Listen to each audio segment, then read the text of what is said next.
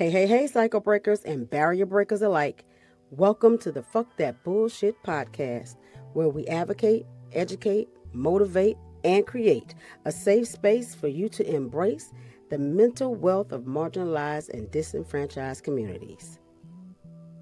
We are serving no bullshit knowledge, tools, strategies, and insights.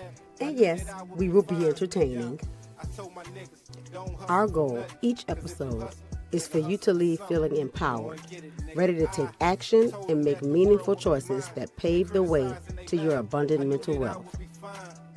So enjoy, like, subscribe, share, and discuss. Make sure you save it too, just in case you want to look back at it and get some more tips and things. The PTBS podcast is for education, empowerment, and inspiration. It is not a substitute for therapy or professional mental health care. If you're in need of additional support, please reach out to a licensed mental health provider. Warning: the Fuck That Bullshit podcast is intended for mature audiences only. This podcast contains raw, unfiltered conversations about mental health, social issues, and breaking generational cycles. We keep it real, unapologetic, and explicit because healing and empowerment require honesty. We're going to have strong language and adult themes, unfiltered discussions on race, identity, and mental wealth, challenging bullshit narratives without censorship. So if you're easily offended, this might not be for you, and it's definitely not for kids. But if you're ready for bold, barrier-breaking conversations that empower, educate, and entertain, tap in and let's fuck that bullshit together. Let's go.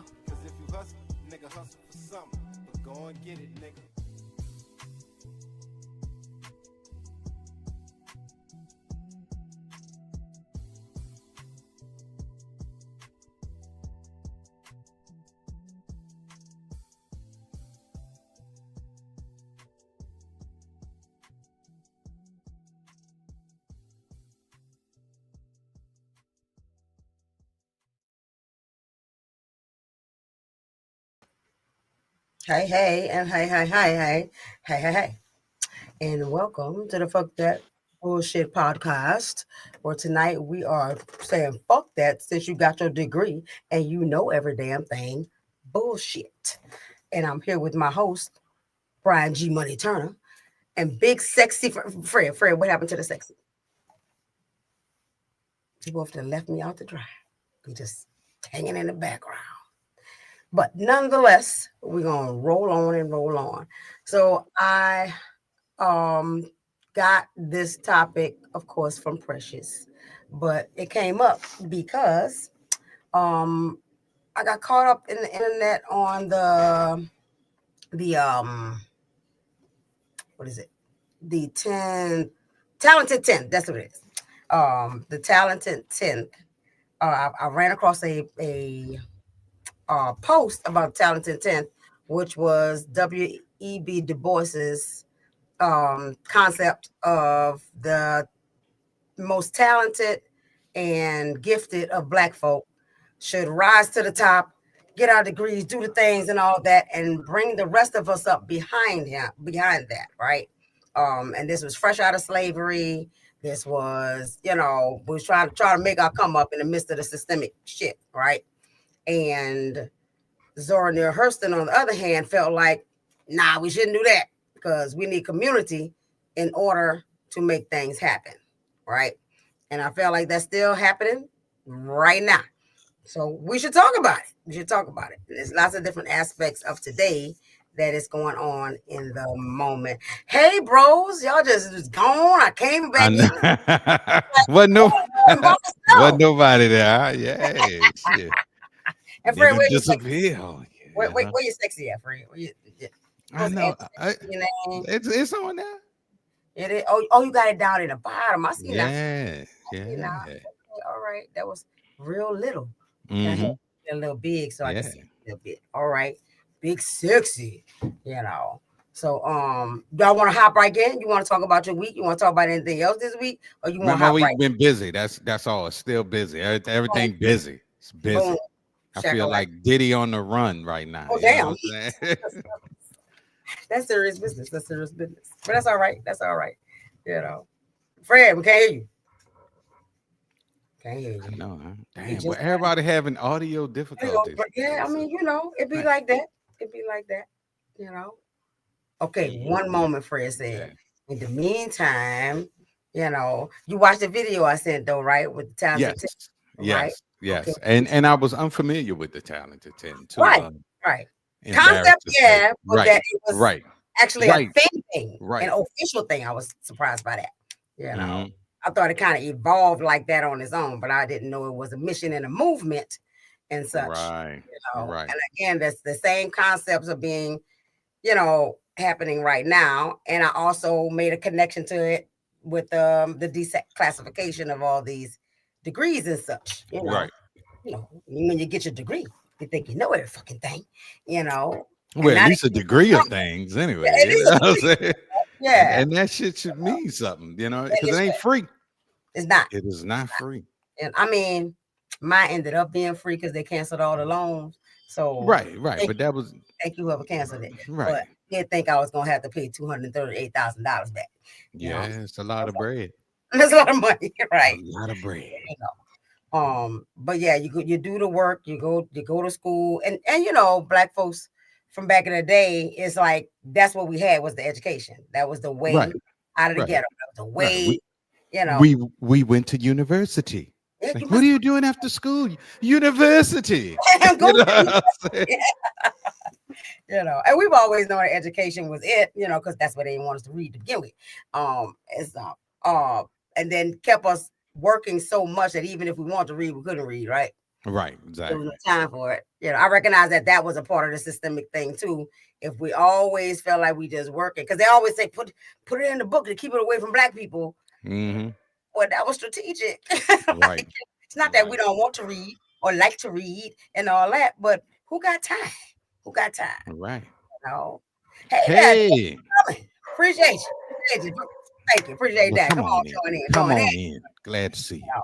You ain't missing nothing yet. We just start talking. We just start talking. You know. But yeah, I didn't know the talent until it was an actual thing and a concept by W.E.B. Du Bois. And it's been attacked at every hand. You know what I'm saying? Hmm. What that person said, I ain't want to miss no comment. What he said? They said, what is this live stream about? Oh, this particular one? Well, yeah, this particular one. This particular one, 'cause we talk about a lot of stuff, you know, that this particular one is about the talented 10th, which is W.E.B. Du Bois's concept that right after slavery, that the top 10 well, the top, I can't say top 10 per se, but the most talented of us should go ahead and get our educations, get into those spaces or whatever, and then pull the rest of the folks up, right? Um, and which has been a degree of what we have done. You know, I'm a professional, you know, well, not for long, but Hmm. that's a limited time now. But you know, and everybody's gotten into, you know, you get the nursing degrees and you get your doctorate and all that stuff. And then we've worked our way into these top positions and all that stuff, which I feel like is Right. part of the attack, right? But it takes community. Over time, W.B. Du Bois also had to recognize that the concept did not work because it did cause when people get up to the top and they get to in the proximity of whiteness and all that and think they know every damn thing, then they start looking down their nose at the other folks, right? Right. Nerds. Right. Now, well, but I want to get back to that question. Mhm. What this live stream is about is literally everything you could possibly think of. If you have a question, or if you have a comment, or if you got an idea, just some shit you want to talk about, it's Yeah, about that. it's about It's that. about that. Right, Today's topic is about what we're right, talking about. right. And But that's what overall, yeah, we talk it's about it's a everything. Yeah, very broad, right. very broad. And We we don't just always talk bring it about back hip around hop to and freaking men and women relationships. right. It's everything. And the premise of it is because I'm a mental health clinician and everything is connected to your mental health. Everything. Right. Everything. And as black folk, we talk about black folk issues, you know what I'm saying? But not from a standpoint of we just got to talk about it. Well, what's the solution? Trying to get Mm-hmm. people to think more critically and not just accept status quo. You know, like we got to talk about it. We got to get back to discussing some things. You know what I'm saying? And not just Right. like Right. with no intent, no substance, no nothing. You know what I'm saying? Which I know ain't too popular, but we still gonna talk about it because that's Right. Because people like the drama. It just want the yeah, drama version of shit with no goddamn solutions. There's plenty of right, entertainment shit out there you could just keep going in that circle with. right. But here we will entertain you. And you We could even will join in on a conversation. Always absolutely, got an open invitation. But absolutely. we're gonna try to give you a solution at the end of the road too. Well, I think Fred mic working because I hear a little scruffle. Yeah, I Can know. can you hear me? Yeah, I think you hear But I hear you and just everything else scruffling. in your background. Yeah, Yeah. Okay, hold on, hold All on. right. Flush that toilet now. that's good. You Yeah, ain't funny. You ain't funny. he is very funny. You know he's funny. You know he's funny. You know, but I did have one. I had a clip to start things off with. Hmm. Where um where the lady started she kind of broke down the thing, you know, um and because she's a teacher and all that kind of stuff. But I let y'all look at it. What are your thoughts on the concept of the talented 10? I just taught the talented 10th not too long ago. In theory, it's a lovely concept, but it's precisely the kind of thing that's similar to this notion of Black excellence today, right? That the talented 10th was Du Bois's, right, idea that the highly educated, right, Black person would be the one to lead, right, the race forward, essentially. And he revised it, right, over the course of his life. The Black Scholars Program is in part, right, rooted in this idea, right, that if you raise up, right, a small portion, right, of our folks, that they will be the ones, right, to go out and continue to do the work and lift up others. But what's really important to critique about the idea of the talented 10th is that there is no value or leadership at the base of the Black community. That all of the magic lies, right, in the elite. Yeah. And that is nonsense. Right? And it is the exact opposite again of how I understand history, how I teach history. It's not just about, these famous Black folks like Du Bois, right, and others. The magic, the wisdom, the creativity, the genius of our people comes from the masses of Black folks. Right. And that was Zora's point. Zora's point Right. is that we all are valuable. Yep. Oh. Hey there, we see you. Hey, what you doing? What you doing? What are you doing right now? Hit me back. Let me know. But the idea, like what she said, is that, yeah, of course, as you get, and y'all know, we got to phrase ourselves. When I blow up, you blow up. You blow up. Exactly. And so, and that's how it should be across the line. But most of the time, it don't be that way. It don't be that way. When we get up there, sometimes we look back and start frowning upon those who where we was before. We start losing our minds and all that kind of stuff. But again, that is also a trick of them folks. But there's value across every level. Right. And understanding like how it was set up initially, like from the from the get-go, like the top elite, get it and then bring everybody else up. So it's like I understand what she was saying, especially listening to it the second time. Right, because it is like saying everybody below that group, them people ain't shit. Right, right, Ain't right. shit. Yeah. Like they can't get there without you. So it's almost like to discern Black success. All we got to do is get rid of the top 10. Right. You know what I'm saying? To Right. get rid of them niggas just gonna frolic. You know what I mean? Right. And that brings to the idea that, is it performative, right? Is it, I'm going to get up here and be however I want to be, and all that kind of stuff. And I'm like, Mhm. forget the rest of you niggas. I'm good. And I see that in those people that's like, because black people need to get it together. Well, we do, but how are you phrasing that? How are you framing that? Right? Like Right. nobody at the bottom working, nobody at the bottom working toward a goal or trying to get stuff done and fighting Right. against the system and all that kind of stuff. It's just you, nigga. Just you the one that was able to do it. Well, how you did it? Right. Somebody Right. showed them Right. how to do it. But the thing is, they get to that point and it's like, I bust my ass to get here. You need to bust your ass to get here too. Well, how Right. you got there? Don't worry about all that. This is all you need to do. Mhm. Somebody, nobody makes it anywhere without somebody. Somebody had to show your ass how to walk when you were Come on 1 now. years old. Preach. So Right. that notion, and that's a notion that's big in the black community anyway. Mhm. Hey, I hustle for mine. You need to hustle just like I hustle. All right, show me how you Gotta hustle. hustle.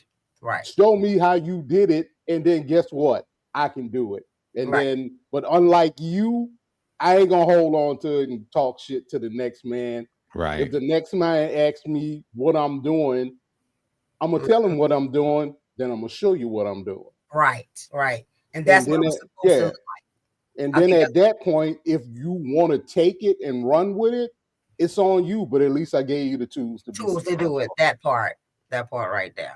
Yeah, and that's the problematic piece. I also saw when I looked at performance, like the performance culture, there's a trend now, and this is like literal the up and down and the transitioning of. Have y'all heard of quarter zip movement? No, I ain't never heard that. Nah. What is it called again? The quarter zip movement. Quarter Quarter zip? zip. Quarter zip, right? Okay. Yeah, never heard of that. There's I'm gonna let this dude explain to you because I got a good explanation right there. This is the quarter zip movement explained for anyone with a 9 to 5. The quarter zip movement involves 4 key things: the quarter zip, Nike Tech, the CIA, and the public, which is currently being led by young black men. First, let's address the Nike Tech. This sporty jacket, often worn by celebrities like Central C, is being associated with what the public refers to as a YN. YN refers to a subsection of youth that act tough. Tough activities include strapping up, disrespecting elders, loitering, and evading the police. YNs are not the enemy here. The real enemy is the CIA. The CIA, in the context of this story, applaud when black communities are down and punch the air, that is, get upset when black communities are up. This sentiment stems from the belief that the CIA has played a major role in disrupting marginalized people. An example of this is the CIA Coca-Cola controversy. It has nothing to do with Coca-Cola. In the 90s, a journalist by the name of Gary Webb released a series of articles alleging that the snow sold in LA to marginalized communities was being used to fund a Latin American guerrilla army run by none other than the CIA. So if the CIA could have very well planted snow in marginalized communities, what else could they have planted? How about Nike Tech? How about Central?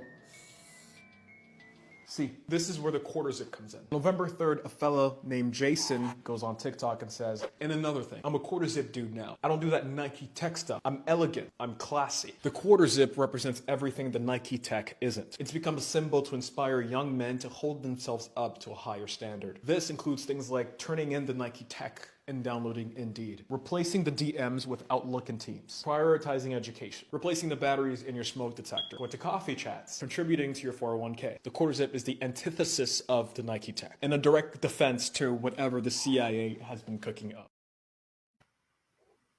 Right. He didn't have to go there with the smoke. Yeah. Literally though, there's one TikTok because people been hopping on the train, right? And all Right. that. And literally, like, it is massive where all these young men are like, nah, we're not gonna be ghetto no more. Yeah, they even there's this Hispanic group or whatever that look like gang members or whatever. So they dress like gang members and they rolling down this escalator and all that, and they pass a group of guys. Oh, you talking about the yeah, Mexican and dude? it's them. Yeah. Yeah. It's coming up. Right. And stuff like that, because there's been and there's literally there's trending. It's trending really, and I think people are starting to catch on to the idea like we ain't gotta act like that, right? We ain't Right. gotta be like this or whatever. And lots of men have been like, encouraging it, like, no, y'all gotta change your image because you know who I am. You know what I'm saying? Like, Right. it, Right. and so of course a lot of jokes have come out of it too, like, like we're distinguished gentlemen. We change our the battery, Right. so it's been that kind of Yeah. stuff. Quarter zips and matcha, right? I like it because the men, the dudes look nice. Right. And Right. they dressing well, and so it's the flip over, like we ain't gotta be strapping and gangster, we can have a LinkedIn, Right. And Yeah. and the the guy who's talking about the snow in LA. Oh yeah, the snow, yeah. Yeah, that's Snowfall. You ever watch this show? Yeah. Oh Yeah. yeah. Oh Love yeah, It's Snowfall. that yeah. Snowfall, that show told the story how Right. they infiltrated the neighborhood with all that dope so they can fund that war. And it really is what they do. Yeah. It's how they fund wars. Yeah. It's Right. exactly how they fund wars. And It's not anything, even new. But I tell you this, it's illegal. right. Well, selling drugs is illegal, of course, Illegal. but Yeah. the CIA has no jurisdiction on American soil. That's why we have the FBI. You know what I'm saying? So, Right. yeah, man. And so I like I said, and I hope it doesn't end up being just a trend that people really start to change, how we're viewed, right? Because that is a choice. That is a choice in how Right. choose to be viewed by But even each other, right? right. Because all of that comes with the mentality. Right. I mean, I think that's doable because we've seen it before. You know what I mean? When Public Enemy and X Clan and all that was popular, Uh-huh. you saw that change, but it was a whole Yeah. change. You see what I'm saying? Like not just the people change. Like, and yeah, that was during that time because I just got through watching Malcolm X, Denzel's Okay. Spike Yeah, Lee's Malcolm X. And I'm sitting there looking at it, remembering how I felt when I was sitting in the Joy Theater watching this movie, how empowered I felt. You know what I mean? Right. So Right. that vibe was everywhere, and inside, outside, everywhere in the Black community. Right. The issue with the hard way for it to turn now is what dude's saying makes sense, of course. Yeah. But it's the industry. Now, and it don't even need to be the industry. It just need to be the people. Because for real, fuck the industry. You see what I'm saying? Because there's a spot for everybody. You know what I mean? And that part. Right. Now that brings me to the other part that I was thinking about was, so Ralph Lauren, of course, is connected to this thing too. There was two gentlemen who did a whole, they jumped on this quarter zip thing and all that, and they posted like every single day, and they said we posting us in our quarter zips every day until Ralph Lauren calls us and gives us one or whatever, right? And so there was a lot of stuff in the comments, including myself, that was like, can we start our own thing and put y'all logo on it? Right. Yeah. Why we need that? Right. We don't need that. It's the Ralph Lauren thing though, that was they did there's a new advertisement. What is it? I forgot the name of the advertisement, but whatever it is, they're showing Black folks in a different light, because they represent eliteness and all that kind of stuff, right? And so there's been a discord about the elite advertisement because it's Black folks in nice clothing and and all that kind of stuff, right? So I looked a little further with Ralph Lauren. They're also been doing there's a contract with an indigenous designer, right? And Okay. like because they've also been sued for like biting people's shit, right? Right. Like, so it looks like it appears to be that they are trying to be more inclusive and all that. Now we of course know all times the bottom line is the bottom line. Mm-hmm. Who they know where the resources lie and stuff like that. So I think some of it could be, we apologize, let us get our shit together and get with y'all. But at the end of the day, we still need to sell this stuff. Right. And we know where the money lies, So I think it's a dual thing. It seems to be sincere enough though. So and I crossed one TikTok where this man mentioned, do you know who's behind the ad? Right. Right. that matters too, because maybe they got some people in there that's like, nah, we got to change the look of this thing, right? And stuff. And I didn't go any further to research it and stuff like that. But if the person behind the ad is a real advocate, and stuff like that, then maybe he's going. If I'm not mistaken, the head of their design department is a black guy from Howard University. Okay, yeah, Because they got Ralph Lauren got a whole HBCU line. right. They sure do. They sure do. I saw that. Right. I think they got like it's a couple of people that they got, and they all graduated from HBCUs. Okay. Which would again fall in line with what we're talking about with the talented 10th, right? Right. Is that you can get behind those doors, right, and do something different, like Right. get the people to be like, no, we need to do it this way, stop excluding my people, kind of thing, or whatever. I think like that was the intent of Yeah. that particular movement and all that stuff. But in lots of spaces and places we got in there and we didn't do that. We didn't do that. Which only made us continue to look down on every damn body else, and I think there's a case there where people won't admit the systemic issues, right? Like we're talking about, flooding our neighborhoods with, drugs and stuff like that. That's a systemic issue. Can we escape it? Yeah, but you got to have the knowledge to escape it. You got to be around the right people. You got to have the right attitude. There's a lot of components to getting out of it. Well, I mean, you can tell the difference from now. Uh-huh. There wasn't a quote unquote, back in the 80s, there was a quote unquote war on drugs. Mm-hmm. But it didn't become an all out real war on drugs to opioids and fentanyl. Because it started hitting other communities. Because it started going into white suburban areas, and the majority of them, because let's be honest, they won't give us opioids, even if we need them. That part, Fred, that part. Even in fentanyl, when you look at the regular price for fentanyl, that shit is expensive. Mm-hmm. We ain't buying that. They don't have a generic version of fentanyl, so black people ain't going to use it. Exactly. So the only ones that can use it is the people that can afford to buy it. Mm-hmm. White America. But then white America started dying from opioid overdoses and fentanyl overdoses.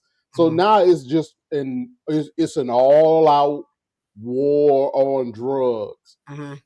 When in reality, all you got to do is go to the pharmaceutical companies. Right. But the pharmaceutical companies are billionaires, and billionaires don't attack billionaires. This is true. Not till another billionaire come off, then they'll knock you off. It ain't no big deal. Yeah. That's the game they play. That is the game that they play. Mm-hmm. This other lady did a little talented 10 rant, and I think she included the Ralph Lauren stuff. So okay, this is my last post about Ralph Lauren's Oak Bluff collection. But I'd be remiss if I wrapped up this 3-day discussion of Black elitism, Black wealth, without mentioning W.E.B. Du Bois and the talented 10th. So let's talk about it. So back in the early 1900s, Du Bois believed that about 10% of the Black population, the most talented, the most skilled, should lead the way for the rest of us. He thought this talented 10th could uplift the whole race by setting the standard, by being the leaders, the thinkers, and the teachers. And in theory, they kind of sound like, okay, this might work.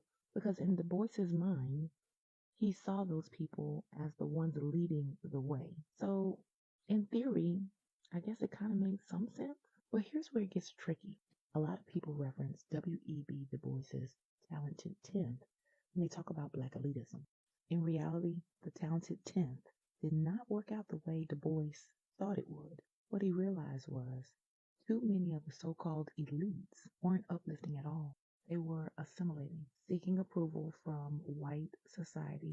They were creating distance instead of building bridges. And y'all, we see that play out in society today. So here's what doesn't get talked about enough. Du Bois changed his mind. He evolved. He realized this model wasn't working. It was divisive. And a lot of those folks he thought would lead the way, they weren't pouring back into the community. They were separating themselves. So later in life, Du Bois pushed something different. He started talking about collective uplift, about Pan-Africanism, about a kind of Black global solidarity that didn't rely on a chosen few and definitely didn't mean assimilating to whiteness. And I think that's important to note as we talk about this whole Ralph Lauren's Oak Bluff collection and the Black wealth conversation. While I still love the collection, because I kind of like me a good preppy look, and the clothes are beautiful, I also want us as a community to think about the bigger picture. How can we own the brands that are pushing those narratives of Black wealth and luxury? Because, baby, that's the goal. Because I always stand 10 toes down on this. We need to buy Black and support our community as much as possible. And if not, support the communities that pour back into our community. And Ralph Lauren, unfortunately, isn't doing that. Check the statistics. So even Du Bois had to evolve. And maybe that's the lesson for us. We can celebrate Black excellence. We can celebrate Black wealth. But not if it means recreating hierarchies that harm the very community we're trying to uplift. I'll talk to y'all later. And that do be the point. It's the hierarchy problem, right? Yeah. Operate as a collective. But of course, and we've talked about this 10,000 times on the show, that separation is their game. Right. Right. So if I can separate the elite Blacks from the poor Blacks, right? Just like I have the elite whites from the poor whites, because the poor whites don't know no difference. They just, follow blindly and all that stuff, right? And so if I create dissension between, you got your degree, you think you know every damn thing, and those with degrees looking at people without degrees like, all you gotta do is pull yourself up by the bootstraps, Right. then you cause discord. Then they can never band together, and then they can never take down what they need to take down, or lift themselves up to a certain extent, right? Yeah, because white America is the model. Yeah, right. How many successful Black people do we know? When you see success, it's always white. Right. So you equal that. Yeah, you So you equal that. So, and where you come from is poverty. We don't live in neighborhoods.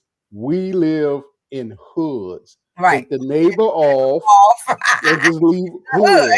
We live in the hood. Oh, that was good. Yeah. You come where I live at now, I'm in a suburb outside of Dallas. It's nice.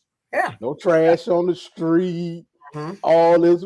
If you go in the hood, it's trash all over the place. Nobody give a shit. And that wasn't always the case. It wasn't. I saw an article about that a long time ago too, where somebody did a study about the why. It's the pride of your space, right? Yeah. Because there's not much ownership in most hoods, right? There's you're feeling sad, you ain't got time to be doing there's all these oppressive feelings and thoughts and actions and all that kind of stuff. So yeah, I'm gonna open my can and throw trash on the ground because I don't have any pride about where I live. Yeah, because the only real example I can use is New Orleans. Percy and Shirley. Yeah. Everybody up and down Pauline Street owned their houses. Yep. Across the canal was the largest, all Black community before you got to St. Bernard Parish. Damn near everybody across the canal owned their home. And across the canal back in the 70s and the 80s and a little bit of the 90s was nice. Yeah. Everybody had their yards cut, their houses was nice, everything. Carry stuff. But then when you start building, when people get access to what they consider better looking neighborhoods, they leave from where they were at and go move to New Orleans East, Metairie, Kenner, Lakeview. And then everybody who was owning a house, renting a house. Lilwood. When my dad lived in Lilwood, everybody up and down that street owned their house. I mean, you had the apartment complexes way down the street, but just about everybody that he knew, that I knew, owned their house in Lilwood. Right. And I think that, like you're right, it's right. There's a sense of pride when you own your stuff. Yeah. Yes, there is. I was just about to say that. When you own your stuff. How is it? You just made that transition. So how is it? It's creepy. It's a little creepy because we had a socket that wasn't working, and I was like, "Man, we about to call." It's like, shit, there's no one to fucking call. With myself. Exactly. No, it's a good feeling though. It's a good feeling. Yeah. But it's a transition. It is a transition, right? And like Fred said, but like Mimi and them and everybody on that, all the people did own the houses, right? Because you could own a house back then because it was like 30 grand. Well, because you didn't have to go through a whole bunch of bullshit. You needed a job and a house for sale. That's it. That's it. Yeah. Right. And then they just make shit up. Yeah. It's a bunch of made up shit. Exactly. So more systemic barriers and stuff like that. I also think we can tie this into the declassification conversation because, if rising to the top, if you will, getting education, getting a degree, getting into, professional positions that can lead to even higher, positions and stuff like that. That gave us some more positioning, and I have my own practice now. I don't have to work for other people, right? And so I feel like too many of us did it, taking care of it, bringing other folks in, taking care of the folks, and we are lifting each other up and taking care of our own as well. And I really think that's part of the issue is us taking care of us, right? And all that.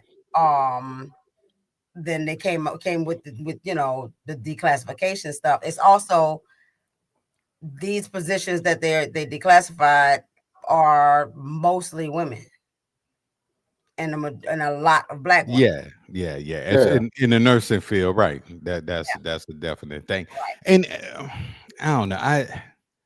I need somebody that know or think they know. Why in the fuck are they doing this though? You see what I'm saying? And we know it's a money thing and all that shit, but it can't be just I hate black people and I hate women, or either I look at black people and women like they're below. Us strong millionaire white people. I can't believe, because if it's just fucking that's some bullshit. Yeah, that's like super bullshit. It's and when I tell you it is a lot of super bullshit. So like if we look at it as a system thing, right? Because I did some more research. So like on a grand scale from their point of view, right? Right. They can identify inconsistencies, right? And they can use that as reasoning for, I'm not gonna pay you. Because I thought about that for me, right? If they can declassify my position as professional, do the insurance companies have to pay me? You know what I'm saying? So like, right, we're already dealing with, right? It's very much system, right? Yeah. Like, do they have to? But the insurance company's already giving us a hard time at every end. The same code we've been billing for the past since I've been in school. Now all of a sudden, that's an extended session, right? Since when? Right. Like, right. They want you to bill for the session below because they don't have to pay you as much. But literally, it's a 6 or 7 minute difference, right? That's extended. Yeah. Yeah. That's not long. That's what I'm and you know what? Yeah, just like my man said, it's 100% systematic. But it's bro, them motherfucking people get on my nerves. Yo, you know what? I want to ask y'all something though. Do y'all remember Doge? Remember when Doge was a thing? That shit just gone, huh? They had that fake ass beef. My man was like, I gotta get the fuck out of here, man. Motherfuckers, I'm losing money. He's like, all right, you done stole enough. You know? Yeah. You done got enough info, you know. You're gonna have a fake ass hip hop beef, and then you're gonna go on your way. You know what I'm saying? That was a fake ass hip hop beef. Exactly. Because if it was so important and so vital to the economy, it didn't even officially close down. Motherfuckers just stopped talking about it. Yeah, they just disappeared. Niggas just stopped talking about it. All them little high school and little college that lost their fucking jobs. Well, they might have got a free Tesla out the shit. Maybe. Yeah, now that Y model is nice. I ain't gonna. Is that the photo? Yep. Yeah, that photo is nice. Mm-hmm. But yeah, that was just some bullshit. Yeah. He was doing that, but the people that paid him like, hey, get your ass back to work, or we're gonna put somebody else in your place. Right. He had to start a fight. You know, like Brian said, they sat in the White House, work that shit out so he can go back to work. Right. Yep. Right. Yeah. You know. He said, I wish we could generate a grassroots crowdsourcing system. That way they couldn't stop her. And I would like to see that too. I would love to see that too. And I think we headed in that direction, but just as many of us that are woke, they just got that many people that still sleep. All right. Right. You know what? I'll never believe that. I always believe it's more woke people than sleep people. It's just that the sleep people make buku more noise. You're right. You're right. Make buku more noise. They do make a lot of noise. So they seem like their numbers are higher, but and of course, you know, people that's thinking. We moving a lot more carefully because and not out of fear. Don't ever get it twisted. We ain't never scared. We ain't never scared. Just moving with you know what I'm saying, with a more very strategic. Very strategic. Man, who that is? Element 615. Yeah. Man, you might have to come on the show. I like you want to come on the show, Element? You want to come on? Yeah, I'm telling you, boy. You could stop typing if you want to. You want to talk? Come on. Yeah, but you know what this remind me of? What's the word? I'm gonna send you the link. This whole thing with all this craziness and bullshit, The Matrix. Yeah, a handful of people that knew the truth. That was trying to. It is the same concept, Fred. They're trying to wake up the sleeping people to let them see the light. Okay. Some of them want to. Some of them know it's bullshit, but they so entrenched in the system that they don't want to wake up. I mean, just like your boy, when Agent Smith was making him that deal. Yeah. It was too hard to know the truth. It was easier to just run with the lie. He knew it was bullshit. Right. But the difference is though, once he went back in the Matrix, he wasn't even gonna remember that he was ever out. These motherfuckers sitting up here watching fucking TV. They know what the fuck. You watch it from YouTube? Yeah, you watch it from YouTube. Let me get YouTube. Yeah. So I mean, these cats, they know what time it is, but I mean, you know, I mean, because every day I look at the news, I'm like, shit, what now? You know what I'm saying? It's like, okay, this dude just gonna be like, all right, can't nobody wear shell to Adidas no more. It's illegal. Then I'm fucked because I ain't wearing no goddamn Nikes. But it's like anything, you know what I mean? It's anything. It's like I'm gonna make a college degree not mean shit. Valid. That just shit. What kind of shit is that? And that's what I'm saying. Basically, he making a bachelor's degree into a high school diploma. Well, more like an associate's. How about more like dropping it down to associate? Hell no, because at this point, bro, I know so many people with bachelor's, master's degrees that I make more money than. Well, yeah. Well, I mean, they got all of this because most of it, and it is black women, unfortunately. Most of them got degrees in HR, some kind of office shit, and that flooded out is nothing for them to do with that degree no more, because HR is really becoming a joke. HR departments don't There's work for no you. They don't power in help HR. you. Right. HR protects the company. Right. Yeah. So the company got rules to follow. But you think about it, you go to, Brian, you go to HR and say, "Oh, Tom touched me on my ass." Fucking Sorry. Tom, beat the shit out of it. That sounds like a white man name too. Right. Different kind of rape. But they gonna do the investigation. 9 times out of 10, ain't shit gonna happen to Tom. Right. But yeah, I've seen coworkers go to HR and nothing. Yeah, nothing happened. Nothing happened. Element, you got a Facebook page? It won't let me open up the thing to put the link in what you call it on YouTube. Let's see. Oh, they know him. Asking Nate see if he got a YouTube, Facebook page. Because I gotta find Element and get his link. Okay. And all that. And see, ladies and gentlemen, I'm just gonna put this out there in the atmosphere. On this podcast, you can be on just instantly. Now, we ain't gonna put that link out there for any and everybody. Yeah, well, yeah. You show some interest, we gonna get you exactly. Because I know I can't do all that typing. That's a lot of typing. I know when I be in the audience, I'll do the same thing. And all that. When they put it in there, I don't know if it let me see if it completed it. Yeah. Check the description section element and see if it showed up in there. Cause it should now. Boom, boom, boom, boom, boom. Yeah. But the other things that I came up with he said, okay, one second. He's about to see. It should be right at the top.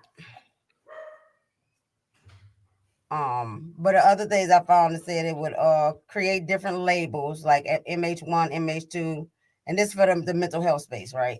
Then they'll reduce the overlap. They'll cut down redundancies up by making clear which degree can do what, and then they'll claim it'll reduce costs and improve hiring efficiency.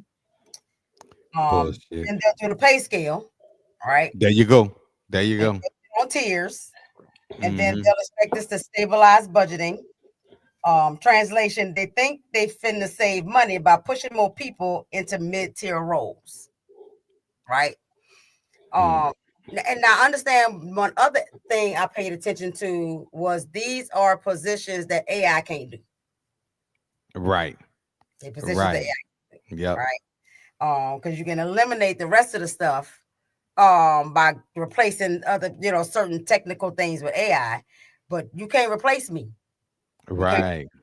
And I've said that over and over. I was like, and my whole industry is like, you think it'll be able to? Not unless you're a smiling nod kind of therapist. Exactly. If that's your jam, then you might be replaceable, right? Yep. So, but you know what? A lot of this shit is it's a lot like not the Matrix. Every single solitary movie I ever saw where technology takes over. Yeah. And now the robots are doing everything. Actually, it reminds me of Wall-E. Yeah. Because and you saw what happened to all the people. They just got fat. Everybody got fat. I don't want to do nothing. And they all, when the Earth died, they went floating on the thing. Exactly. Space. Yeah. Being fat ass. And then from Wall-E, we get the Matrix when the fucking machines turn on our heads. So we got the Terminator turned on us. Right. Nah. The machines turned on us the machines got in Matrix. They got smart. Yeah. Don't kill them. We can use these motherfuckers. But they didn't need batteries though. They you know, Yeah. that just wasn't the storyline. And I just watched fucking Terminator. You know, that shit was mad confusing. It was. Yeah. It was very. It was very. It was a long time to get any kind of connection in the concepts. All I know was the crazy man was after everybody, but I didn't get the concepts of it. Well, the concept was the son. The son, he came back to save himself. Right? Nope. The son raised his dad from 13 years old, trained him in warfare, then sent him back to meet his mom, then but never told him he was his son the whole time. And I was like, well, this is some wild shit. That's some wild shit. If you watch all of the Terminators, the whole preface of the story is Skynet cannot be stopped.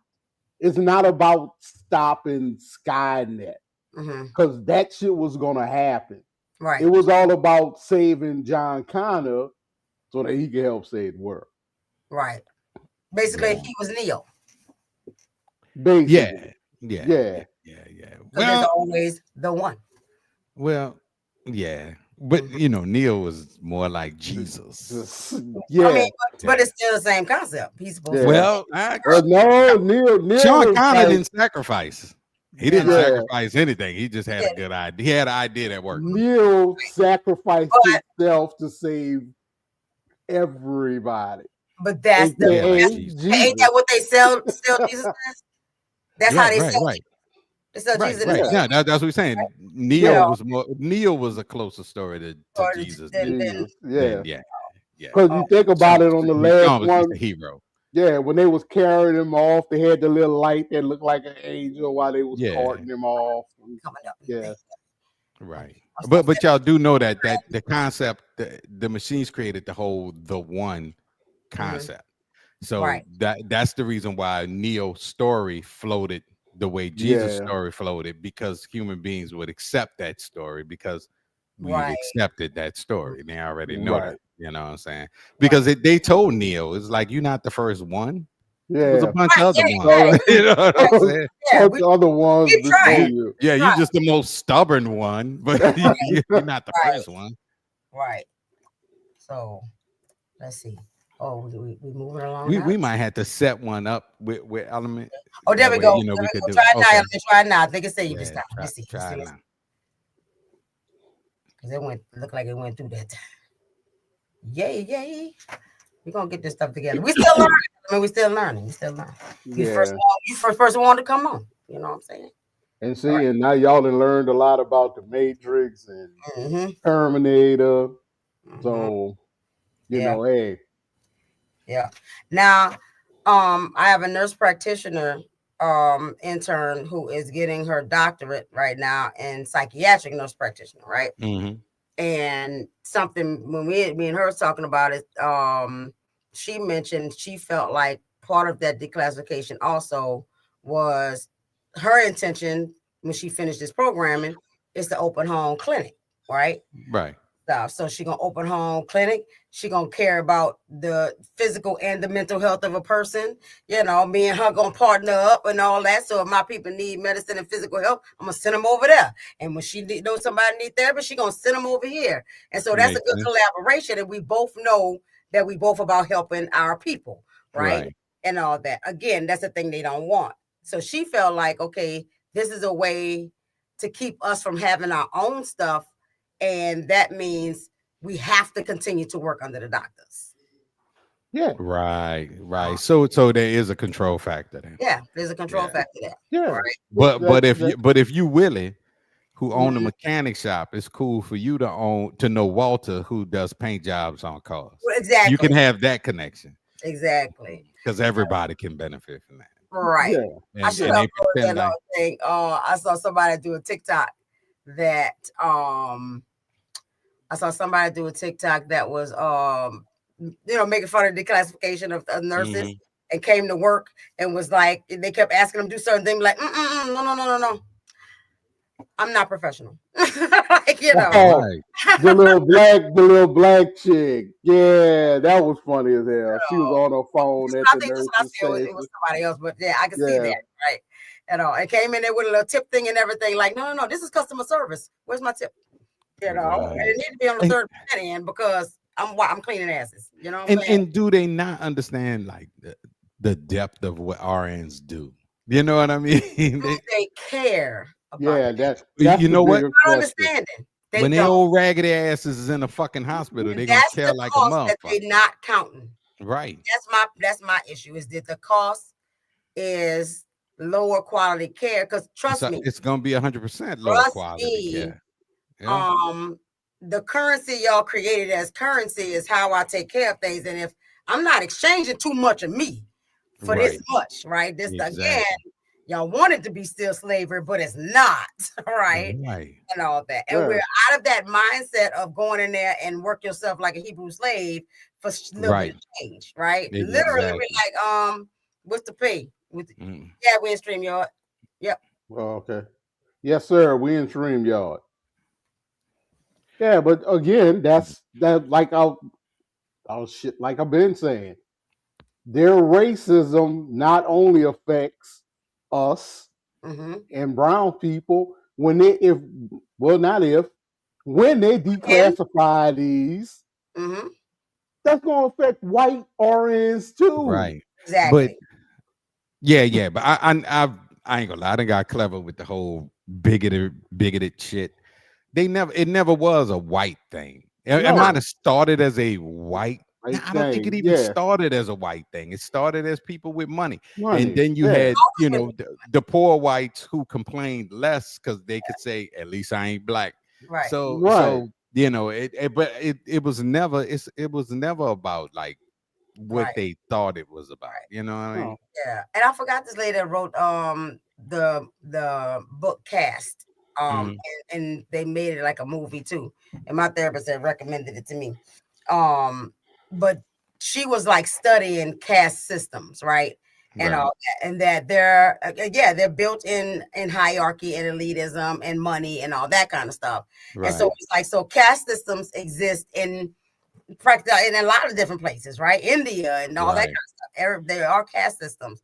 And so ours is just based, skin color is one of the things that they use, right? Right. Because they needed an identifier and stuff. So they use skin as an identifier because in other caste systems, there has to be some sort of identifier of who's who. But if everybody the same color, then we got to find another identifier. Right. Yeah. Right. But since they brought us over here with the, we different, right? And not only brought us over here, took care of the people that's here already, right? And stuff like that. They came here first with the bullshit. But then that became the identifier. And all they did from that point was systematically figured out through the census, right? And check boxes and such, and force people into categories, because every census since back in the day, if you look at it, has different categorizers for boxes. Even for us, even the changing of classifying black people is systemic too. Your Negro, your colored, your African American, like it's all meant for separation, right? Because the people that got colored on their birth certificate, they feel like they're colored. That's what's on. That's my right. Yep. Yeah. Right? Next generation that come out as Negro is a whole different. Now I'm African American. Now you black. Like black people, right? But we all the same, right? Right. And then you get the people that come over from any area of the earth from the same diaspora, right? And now they consider different too, right? Right. Yeah. That's the catchy catch. People of color on this earth than they are of European descent, of white folks. There's more of us than they are of them, but they would have you believe we are the minority, right? So that don't make no damn sense. Right, which is why they had to take every other race and turn each race against and make everybody their own pocket. Because if black and brown and yellow and red and tan, if all the colored folk got together, they outnumber them. So they broke everybody up into groups. Man, the Tower of Babel. And then you exactly it's how Babel. If I can Mhm. separate y'all, if I can move y'all apart from each It other, creates confusion. You can't work together. Right. You know, and every community that built themselves up as a unit, LGBTQ is like, yes, all of us get together, and then they're like, except y'all trans people. Right. Now Let's just you add know some what? more letters on here. Yeah. That killed me right there with the LGBTQ. Like I had never seen like when it come to like with lesbians and gays and then trans people, it's like, you ain't really one of us. Like, y'all all get discriminated the same way. Equally, yeah. The guy that don't like lesbians, that don't like gays, he don't like trans people either. Yeah, he don't like none of them. Right. It's gonna be like, you're queer, but this trans is okay. You know? Right, exactly. And that's the biggest example, and I refuse to call him by his new name, is Bruce Jenner. Bruce is trans, gay, whatever he calling himself, so he can just run around in a dress. I'm convinced of that. Because if you listen, trans? I thought he was a cross dresser. He's trans. No, he's trans. So he got the surgeries and shit. Yeah, he identified as trans. Yeah. But I watched that stupid show with him. I watched it, and looking at him going through that show and dealing with trans people who live that life every day, like 24 hours a day, you could tell. You feel different. This motherfucker didn't really want to be trans. He just wanted an excuse to wear a dress. Because he never got down for their causes. Right. He never nothing that they wanted to. Again, that's hierarchy, right? Because if you're in a position that he's in, you can speak for the masses. Right. Yeah. Juicy Smoothie spoke out more than his ass. Yeah, that's true. Yeah, that's true. And still speaking out. And he's speaking for across the board. He got all the letters. Everybody. You know what I'm saying? Everybody. He wanted the perks because he wouldn't speak out for trans people. But he sure took that Woman of the Year award that ESPN gave him. That pissed me off. A month after he transitioned. And But what? 2 months after he ran somebody over with his fucking car and killed him. You know what I'm saying? So that and then I remember when that happened. I felt like every woman. I don't give a shit how you feel. I think every woman in the fucking world should have been pissed the fuck off because number one, how in the hell you gonna give a fucking man fucking Woman of the Year? I don't get that. You know? Yep. I don't get that. Yeah, that shit. I mean, and that said a lot to women. You know, I don't care what your race is. That basically said there was not one fucking woman who was good enough to win this fucking award till we had to give it to a man. That's not even a dismissal of the trans thing. It's just a lack of acknowledgement of all of these other women. Yeah, that was some wild shit. Doing things in the community, taking care of like not one. This motherfucker did nothing. And whatever the fuck he did do, he did it as a man.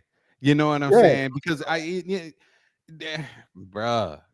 It's like I got a lot of respect for the LGBTQ. You know what I mean? I got a lot of respect for the community. But he really should have.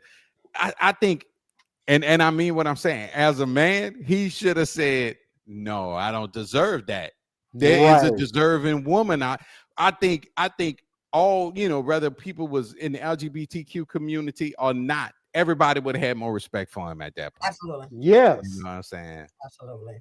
Man. I mean, because the women that was up for that award that year, like right. Who was up? Serena Williams. They had I forgot that they had some white girl, but these was like they did shit. Right. They did things right. The whole year. This motherfucker just transitioned a month ago. Right. He ain't do shit but make a reality TV show. Mm-hmm. And ESP. So y'all gave him the award because way back in the day, he won a gold medal and was on the fucking Wheaties box. Right. Said, Again, that's his man accomplishments. Said, I'm tired of being a man, but I don't want to transition into a whole. I have more respect if you would have did the whole, just went all the way through with it. Right. But you didn't even really, you didn't really do much of nothing. Mm-hmm. Like you half-ass did it, and then ESPN said, "Oh, Woman of the Year for what?" Every woman should have walked out of that place. Yeah, right there. They should have all got up and just left. But that shit was agenda too. You know what I'm saying? Like that shit was agenda like a motherfucker because you saw when the agenda happened. Because I don't give a shit what you was watching on TV. It got to the point where it was over inclusion. Now I'm down with inclusion, right? But over inclusion. I was watching the last Planet of the fucking Apes, and I'm like, we need gay apes. Do we need that? Yeah, because there's this one where one of the apes got killed and another ape was talking to him. He was like, well, what happened? Was that your friend? He was like, that was more than my friend. That was my and it was a male ape talking about another male ape. But I'm like, yeah, bro, it's I don't know. It's like when white people try to write black shows. You know what I'm saying? It was like that. I was like, all right, we don't need that. I literally was just about to say that because and because that becomes an issue when we are creating our own spaces, right? And all that. And there's this expectation that we're supposed to let them into our spaces. You coming to the barbecue shit? Yeah. Like having to invite somebody to the cookout and all that kind of stuff. Like, no, that's not necessary. You don't have to invite everybody to the cookout. Right. No. And that's been, I think, the fatal flaw of Black people too, is that you did a little jig. You're invited. No, they're not. We're like, what else has he has he stood up for our rights? Like is he standing strong beside us? Has he wouldn't take a bullet? Like you gotta be, like we talked before, you gotta be vetted. Right. You just can't. But I mean, most of the people that say that they say it based off a white person that does black thing well. I would say, you know what I mean? Because the same way people talk about Eminem, like he's a god, and I'm like, he's a really good rapper. Yeah, he's a really good rapper. But I wouldn't say LL is a goat, and actually he created the fucking term goat. Come on, you know what I'm saying? So. But yeah, we let people in, and it's funny because they don't never let us in their shit. I was thinking about joining the Klan at one time. They wouldn't let me in because I was black. That ain't make sense to me. Right. Precisely. My feelings was hurt. Right. Why you want to do this to me, man? I know, huh? Shit. Trying to be the first black Klansman. Right. I feel like you feel. I'm gonna invite my boy George on here. He said he's had a whole conversation with a Klansman. I was like, we need to talk about that conversation. What? Yeah. I mean, I talked to one once, and this was back in 2000. We was living in Harrisburg, and they had some kind of rally, and I just was talking to the guy. Dude was a regular ass dude, had a regular ass job, lived a regular ass life. But I see, things that's built on faith and how you're taught, it stick with you. And he was like, man, I don't hate black people. He was like, but he really believes that somehow affirmative action is taken away from his community. And plus, he wasn't a rich man. He was a regular day worker like the rest of us. You know what I mean? So he had, living paycheck to paycheck, like most people. So I'm like, I get your struggle, but shit ain't got nothing to do with us. Right. Place the blame where the blame should be placed. Right. But the thing is if all you listen to is Luther Vandross and somebody come and tell you about Freddie Jackson, you be like, Freddie Jackson ain't shit. Right. You see what I'm saying? So right. if you only, and I kind of you kind of see it. It's like, oh, so you've been listening to one thing, Right. your whole life. Your whole life. Yeah. And it's not like it wasn't taught to him with hate or with anger, and I'm pretty sure at times it was, but it was also taught to him, as a matter of fact. So it's, you question it less. Then if somebody is saying fuck them niggas, but they saying like, see what it is, son, is that the way the system is set up, black people being that they're minorities, they get more. So if somebody's breaking it down to you like that, you're like, oh, it gotta be true because nobody's angry at the people for it.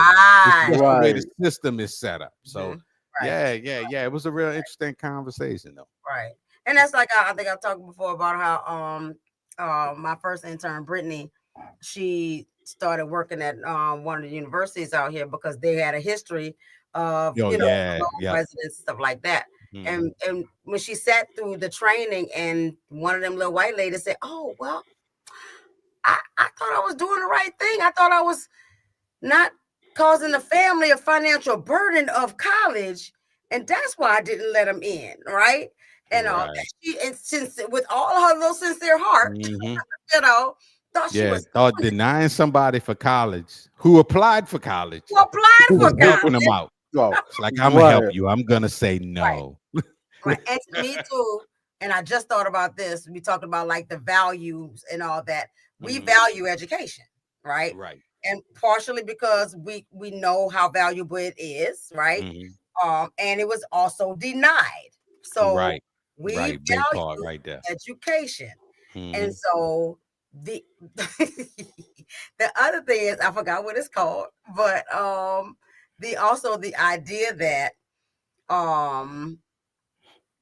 people who are incompetent don't have the ability to know they're incompetent, right? People who have good sense and have competence have the ability to know their limitations. So incompetent people are super confident because they don't know. They don't know. Right. Yeah, there's no balance to their stupidity. They're just maximum dumb, right? Yeah. Right. But as dumb as you can be. I can say, okay, knowledge is limitless, right? So I can forever be learning. So there's always something that I can learn, something I know, because I have that competent knowledge of knowing, a competent ability to know that. But if I'm ignorant completely and I'm incompetent to know, that I don't even have, it takes competence to know you incompetent. And that's the sadness. And that's what I start to see in a lot of them, is that I can't critically think. I don't have but I'm doing the right thing. I know I'm doing the right thing. I know I am. Right. No, I am. Right. And so they take every step in that belief system and in that knowing that no, this is right. And there couldn't be anything possibly different from what I've been told, or whatever the case may be. So like, you have to have the ability to critically think. Yeah. Right. You got to go back and ask you, well, who taught you that? Right. Who okay, so your grandfather, who taught your grandfather that? I bet you at the end of this trail, it was a motherfucker with a bunch of fucking money that needed y'all ass to keep working so he could continue to make fucking money that told you this shit. Right. So even looking at that, like from a whole and a systemic, and like you say, if you take it far enough back, you have a white man with a whip in his hand, right? Because that's the start of that mentality of like, no, they're less than, they're lower than, they're not human, they're not, this is what they do. This is what they do, this is who they are, right?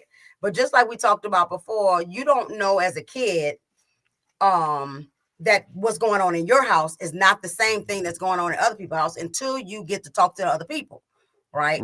So same thing in that, like, if this is what I've been taught and I know for all this time and all that, then there's no, until I start talking to other people. The problem with them is they talk to other people, but they still don't believe it. They don't get it. They don't. I tell people, even in therapy, you have to have the ability to see things from different perspectives. And if you can't, then you're fucked. Right. 100%. Because everybody wanted one way. Ain't shit one way. You know what I'm saying? So not one thing is one way. I also explored not only like the kind of the step by step of what it would look like for them. Because I know it's about the declassification is about also funding, all right. So that means people won't get money to get in school. Changing, like we say, changing the tiers and the classifications of the actual jobs themselves so that they can decide how much you can pay and what the cap is and all that kind of stuff, right? And to pretend like it's reorganization and all that kind of stuff and keep people at this middle lane, right? But black people gonna always thrive. But if you put an obstacle in our way, we're going to figure out how to get over it, under it, through it, around it, whatever it is, but it's not going to stop us. There's going to be a few of us that's going to fall off, but they're going to, for the most part, we're going to rise up, right? So I looked at it from the standpoint of the nurse practitioner position, right? Because that's pretty much right up under doctor. Right up under. I see pregnant. I prefer it, right? Right. And stuff like that. And I had a thought and I had to write it down right quick. Dig it. But so what I started determining, even looking at that, was first, we're already doing a separation anyway, where a lot of doctors are going to holistic medicine, right, and getting away from the Western medicine model. Lots of therapists are letting the degree go. Let's become a coach, right? Because those things are also restrictive in what you can do and what you can tell your patient and all that kind of stuff, right? You know, my nurse practitioner will mention, have you heard of turmeric? That might help with your inflammation, but they don't teach her that, right? And they used to really restrict them from even mentioning those things. And the doctors, no, you push medicine. Right? Which give me a whole nother concept too about how pharmaceutical companies go in there and give them perks for even passing out medicine. You get all these free samples in the beginning so they can get you on the medicine, right? And I don't know if practitioners are down for the thing. And because they are women, right? Like, and women, and that's what I wrote down, like, and women's health, they don't listen to us, especially black women, they don't listen to us, right? And so we're not being taken care of in the healthcare field either. It took us to get in the field in order for women to be doing better, but it still ain't perfect by any means, right? And all that. But what I really thought was, if people figured out at this point that if I can keep climbing this nursing ladder and get to nurse practitioner and be right up under a doctor and still have the power to help my people write prescriptions, do the things, or whatever the case may be, have my own shit, then what you think would stop us from just going be doctors? But that's what's gonna happen. You're gonna have buku black doctors, buku black administrators, buku black directors. That's all that's gonna happen. Goal line, cool. Yeah, we're just gonna meet the new goal. And you've already taught us that we had to do more. Exactly. Right. So we used to that. Yeah, you know what I'm saying? We used to, well, all you need is a high school diploma. Oh, them niggas got high school diplomas. All you need is an associate's degree. Shit. Damn. You know what I'm saying? All we did is we just kept doing the thing. Every time you move the bar, we made Right. And then we started creating concepts, legal concepts, where you can make a whole lot of money and you don't even need a fucking high school diploma to do it. So all they're gonna wind up with is a bunch of black ass doctors. So what inevitably is gonna happen is they're gonna have to cherry pick the black folk from the niggas. You understand what I'm saying? Because an educated nigga is still a nigga, is just a nigga that'll follow some white folks wherever the fuck they send them. And so they're gonna have to create that. They're gonna have to invite them to the country club and shit, and put them on that mind state that I'm better than you. Because you get buku black doctors, all they're gonna do is make sure that buku black RNs become buku black practitioners. That's more black fucking doctors. Right. So you know, hopefully the people continue to wake up though, and hopefully people can still get in those positions and still help their people. Right. I don't think it's gonna stop people from even doing it, because I mean they can only dummy down that dollar so much, and I know that one of the big ways they screwing people over, especially with the RN program, is the loans, You know, they're making it unaffordable. Where that shit used to cover, I think, a large portion, if not all of it. Absolutely. So now you still got to come out of pocket. But all that's like anything else, somebody's going to create a program. Exactly. You know what I'm saying? Right. Because I promise you, when it happened, I was like, okay, how's this going to affect my you know, my position and my field, and how is it going to affect choosing empowerment specifically? Because I'm intern driven, right? Right. So that means less kids getting into school, you know, adults. I'm sorry, I didn't mean to call y'all kids. Oh, y'all grown ass. But less people getting into school, less people finishing with the degree.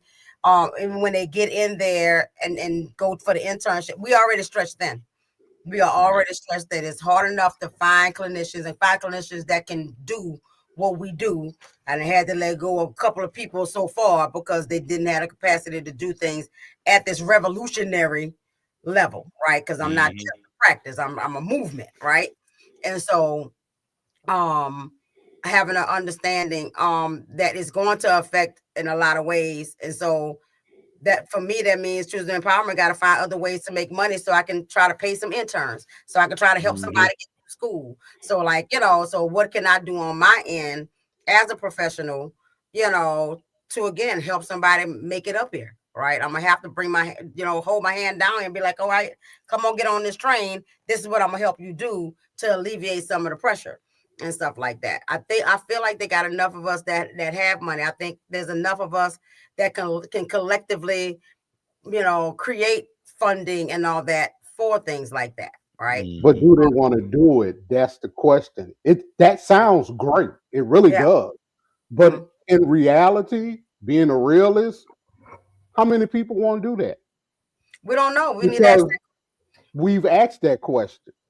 We've asked that question, and it's been out there, and we really don't get enough people to do it. I know nursing school is hard because I talk to people that have 5 and 6 loans. Oh, I know. Just to go to school. Now, after they finish school, they ain't no nurse till they pass the test. Your degree don't mean shit. No, you gotta pass. You gotta get licensed. You gotta get licensed. And then there's a barrier at every step. If you fail the test once, you got to come back in 6 months. You gotta wait. You got to wait a whole year. And then by that time, your deferment time is over with on your loan. So now all 6 of your loan payments kicking in. I look at people that's paying $1,500 a month and don't have a job because they got to wait a year to pass the test. And every time you take the test is different. Yeah. The test is a big barrier. It's a big, and in every single field, the NCE for counselors is stupid. The social work one is horrible. And I'm watch people try to take and I know, I don't know if right now, but I know for the national counselor exam, there's only so many times you can take it, and they just give you a some sort of health degree. I mean, health license kind of thing or whatever. But you can't get an LPC. You can't get licensed, right? And stuff because you didn't pass that test and all that. Hell, and we can go all the way down to what is already considered non-professional. My daughter went to school to be an esthetician. Took the test 5 times, still can't pass it. And that's a simple test, but it's set up to fail. My daughter went to school for the same thing. Can't get past the test. Can't get past the test, right? And I walked in there, I'm like, I know this shit. Why is this worded like that? Right? Right. And it reminds me of like the wording, if you've ever seen it, for voting when they was trying to keep us from voting. Oh yeah, the fucking marbles in a jar. That kind of shit. Right. Yeah. Also, like it's a setup to fail. And so for me, anyway, and I think that's also why I know lots of people that I'm like, man, you could be a counselor, and there's like, I ain't going to school off. I say, I don't think you should. Like, don't waste your time or your money, but find another way to use this skill, Mhm. right? You ain't got to call yourself a therapist to be therapeutic. You know Right. what I'm saying? Yeah, And, because people been counseling people for years, Yeah. you know, with or without a fucking thank degree. you. And Thank you. What everybody I got did not require this degree. I was already Right. doing it. Exactly. I did that because the white man said I needed to do it in order to charge this or call myself that or get insurance to pay Yep. me. That's it. You know, That's Yeah. it. my license That's was it. in jeopardy. That's what I learned from that situation. Because Mhm. I'm like, wait a minute. Yala Van Zandt ain't no damn licensed therapist. She fixed everybody's life. Oh, live on the Oprah Winfrey show. I know Thank you. Yeah, right. You ain't That got is. no And license, you so know no, what? That is true. That mom. she's not the license. And I said, and I said, She's what you just say, a what? person. She's just a She person. Right. is. Tell people that. She She just don't a lie. She don't pretend. She tell people that. Right. Right. I'm just a regular person using my life experiences and the things I've learned, Yep. all that kind of stuff. And yeah, did I go to school for some other stuff? But I ain't no licensed clinician or nothing like that. Right. You know, I'm Right. just telling you what I know. Even She's and a sometimes road I'm trip. telling you what I know by the spirit, right? Mhm. And stuff like that. So Mhm. you don't need a degree to have the knowledge and all that. But you just have to be able to learn the skills. And my favorite phrase now is, but first you got to give a fuck. First you got to care. All right. So Right. if you care to Right. help people and not harm your people, then cool, do what you got to do to make that happen and all that. So, but it's never been the degrees and it's never been the letters. It's never been about that. They sold us that. They sold us that. Yeah. Yeah. And that's why I said the nerve of y'all to try to sell it to the people and then snatch it away. You know what I'm saying? Right. Too many of y'all. No, I don't People, mean shit. Mhm. people started figuring out a way to go to school Go to because school. before the problem always was, as a parent, I can't afford Can to afford send to you to send your child school. to school. I That's can't right. afford to send you to school. Mhm. White parents got money that's been handed down from generation to generation. They had school money saved when that little motherfucker was in kindergarten. And they had a Mhm. spot already because they had went to that school already. Thank Right. you. Yep. I went to Texas A&M. My grandfather went to Texas A&M. Your great grandmother went to. Got Mhm. 10 generations that went to that school. You already in, That's right. and all your shit paid for. Thank you. Thank you. Thank you. And so it You took know. student loans and all those things to provide the financial access. But the costs continued to go up. The loan amounts didn't go up as much as the Nope. cost did. Yeah, My daughter owed way too much money for damn esthetician school right now. To say mine too. Mhm. And, Mine Mhm. too. that should not be. That should why the financial aid don't cover the whole cost of a Yep. trade of a trade Yep. school, right? And stuff like that, and those trades are needed. The issue though is like just like having the realization that the letters don't matter and the degrees really don't matter and all that. It's like it's what you do with the purpose and what you're doing, right? Mhm. Somebody out there tell me if a DJ ain't valuable. Yeah, somebody. I Yeah. wish somebody would say that shit. I wish somebody would, Kirking off. right? Without Man, me, your the goddamn party sound like this, and you don't want it to sound like that. You know what I'm saying? Right? exactly. And you've even said, Brian, before, like don't discount the trash, man. No. Yeah. Because Shit. who's gonna pick up that you'll find out how Exactly. valuable the trash man is if he go on strike. Look, and I tell people about when I was working for Waste, they was talking about in New York. I think that was in the 80s or something when the trash man went and we Went on watched Shawnnell strike. film and Yeah. shit. That was a nasty city, wasn't it? Yep, the whole fucking city. I bet it stunk the fuck up there. Yep, shit, worse than London in the So summer. every position has power. Every position has value. Man, it's like I tell people, you could have a 2026 whatever, but every piece of that car is important. You can have a Hellcat motor, but let the tires decide we don't want to be tires no more. That motherfucker ain't going nowhere. Going nowhere. Every facet of life has value. Right. And so whether they believe we have value or not, we need to recognize that we have value. If you decided I'm not an LPC no more, that's fine with me. Because I'm still gonna be Shawnnell Batiste, the no bullshit therapist, your favorite no bullshit therapist. You know what I'm saying? So and mental wealth coach and PTPS podcast host, because that's my little thing I do on TikTok. Well, damn, that's a lot to remember. It rhymes, so if That be. So what to say? Element. Oh, I'm sorry, Fred. I'm moving too fast. Ain't I? Oh, okay. Otherwise, about the access, not just get it right. Well, who gonna let Mhm. you in the door once you get it? Yeah. That's why we have to create community for ourselves. Right. And I mean, then that's the whole point of tests that you can't pass, because it's like we got to give everybody a test, but we need to be able to control the test. Yeah. That's right. So whether Yeah. you pass or fail, they can still say you passed. You Yeah. see what I'm saying? Right. So Thank it's you. still a level of control with that So shit. all of us a level of control, right? And which is why the thing that whatever I can do through my practice, I'm gonna do through my practice. Like Mhm. when interns are like, I can't find no place to intern. Don't nobody want the interns. Nobody wants it. And I'm like, well, come over here and intern, right? And Right. a way that I can contribute to my community and my therapist community by being a place where they can intern and get real knowledge, not just the school book stuff, right? Get real life on the court, Right. practice at this, right? And stuff like that. It's going to take those of us who do have position to eliminate that stuff out there, right? To keep it, you ain't got to worry about that out there. If enough people on this side of the game who have positions, who have the ability to help each other, actually do the help, right? And see, that right there is my main problem. The Mhm. biggest obstacle that I have a problem with,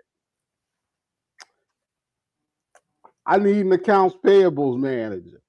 You Mhm. got to have a bachelor's degree, Mhm. but you also need 6 years of managerial experience. That's crazy. I got the degree. Nobody wants to give me a job because Because I don't have no experience. yeah, but you can't get the experience. But I can't get the experience unless I got a job. Then they've always used that one. They've always Time. I keep using time. I'm sorry if there's a time out there. I'm just using your name. Don't take it personal, Tom. Time, go make sure Jimmy get a job so he can get some experience. Mm-hmm. Hakeem got a company that do the same thing, but he won't hire another black man because you don't have no experience. Y'all gotta figure out the game. You got to you got to figure out the game. You can't play the game. You cannot play that same game. You Yeah. know, because like for me too, like every intern that rolled through here, if you can make it through the end of internship here, I will consider you good people to be able to continue to work here, right? Right. And all that. So if you in internship here, then that sounds like you're a good fit. Do you want a job? Exactly. Automatic here, right? And stuff. The people that have not moved on have been people that didn't finish internship here, right? Or we agreed that it wasn't a great fit, or whatever the case may be. You just got to make a choice as somebody in that position, right? Or even us banding together to like, if we can do if you can go fund me for everything else, right? If we can put together a coalition to do this or that, we can do the same thing with this. And we say all the time, all we've ever wanted was to take care of our own shit, to do our own thing without being bothered. Because as community, we know how to do that shit. Historically, we know how to do it. We just need people to leave us the fuck alone. They're never gonna do that. They need our funds. They They need need our funds. They need our labor. Yeah. Mm-hmm. Yep. They offer the Hakeem will hire the white dude for optics. Right. Yep. Yeah. There you go. There you go. Damn, Element, I wish you could have got on, bro. Me and you sound like the same kind of dude. You need to send me an email or something. Something. You know what I'm saying? Because he had absolutely right. He will hire the white dude for optics. And then when the white dude don't know shit, now you back. All the white dude find a way to fuck over him because that's how they operate. Yeah. Get in here and learn what you learn, get your knowledge, all that kind of stuff, and try to take over your damn company. Or burn out right when you need me the most. Because they not resilient. But this is a capitalist country. Right. So why would people even get mad if I stay at your company for 3 years and then bounce for a better job. Right. It's the American way. That's what y'all taught. That's what we do. That's why there's a football coach out there right now, Lane Kiffin. He just left a job with a team that he took to the college playoffs to go be the coach at LSU. Because LSU paid him $7 million more than he was making at Ole Miss. You know, that sounds like a nice increase. And everybody said, well, he should have stayed for the kids. Why? Why? Right. Why? Because if somebody offered one of them kids that money, they'd have left his ass. So. Exactly. Now here's the thing. There's this thing in college football now called the transfer portal. Okay. Well, if Jaden go play football at the University of Virginia, and he feel like he ain't starting, even though he just got there, he a freshman. They got 20 people that's better than him. But and the coach say, look, man, you just sit out this year. Next year, you got a chance to start. Jaden say, fuck that. I'm going to jump in the transfer portal. I'm going to go to another school and go play there, even though I committed to this school. They gave me a scholarship. Right. So if they can jump in the portal, Lane Kiffin can jump to LSU. Right. Right. Like you said, it's the capitalistic thing of the we value the dollar more than we value people. We value the dollar more than our commitments and all that kind of stuff. So, and that's the mentality. That's the mentality. You know what I'm saying? But that's business. That's what they say. That's business. But I think what I see over time happening, there's got to be a cap, because like we're looking at the cap right now with the degree thing, right? Right. What else can we do? We can just all go. We just all gonna be doctors. Cool, right? But then how valuable is it to be a doctor at that point? Right. I mean, once it's over inundated, it's going to everybody's a doctor. So what? Right. So what? Exactly. You know, everybody can prescribe medication. Do we have enough medication for all these doctors that can prescribe it? Do we need more pharmacists? What do we need? Right. Right. Stuff like that. So at some point there has to be a cap to something, and it's all going to crumble, and we're going to go back to what does the doctor even mean? Right, but it is. I mean, and I'm not sure exactly how that law or that rule shit is written, but it's my hope that somebody's gonna come behind this foolishness, this fucking circus clown show shit, and kind of make things sensible. You know what I'm saying? And because right is right and wrong is wrong. I mean, and the shit is just that fucking simple. Like the thing that aggravates me more and more is like this motherfucker's just doing any fucking thing, like anything at all, and motherfuckers keep saying okay. You know what I'm saying? The shit don't make sense. The shit has, and even if there's I don't know, mystery millionaire man that's making money off of this, that's what 1 to 5 fucking people. That is not a whole fucking industry on the come up because of this shit. Schools, those RN schools are gonna lose money. That's right. You know what I'm saying? Everybody else is gonna lose. Exactly. That's what I was asking before. I'm like, you know, this I get it if it's about money. I don't agree with it, but it makes more sense than anything else. Right. So, but it's like there's a shitload of fucking people who you're not even really going after.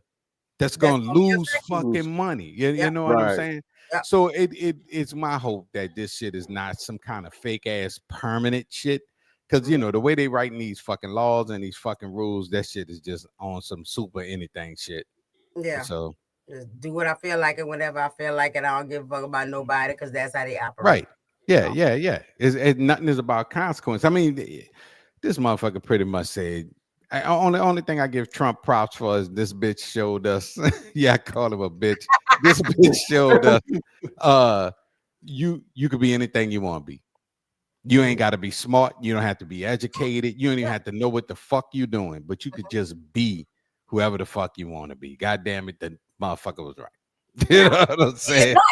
Right. Absolutely. You know what I'm saying? What you think about Element Comment? He said, what did he say?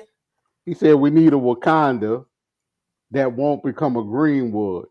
Well, You I got an opinion about Wakanda though. I was about to say, Wakanda, I mean, look, Element, go back and really check it out and watch that animated show and really watch the first Black Panther. The first Black Panther. You'll see Wakanda, what like people get the concept that Wakanda was a black thing because they were black people. No, Wakanda was a Wakandan thing only. They ain't really fuck with nobody. You could be on fire. Wakanda could be invented the best fucking fire extinguisher known to man. Not only do that shit put the fire out, it heals the fucking skin. Right. They ain't spraying your ass. Yeah. They are not spraying your black ass. They be like, like, no, this is Wakandan spray only. You know what I'm saying? The Wakanda aspect, because it's just like I put 2 and 2 together and figured out Killmonger was the good guy. Yeah. He was the fucking good guy. He was the hero for the common man. Yeah.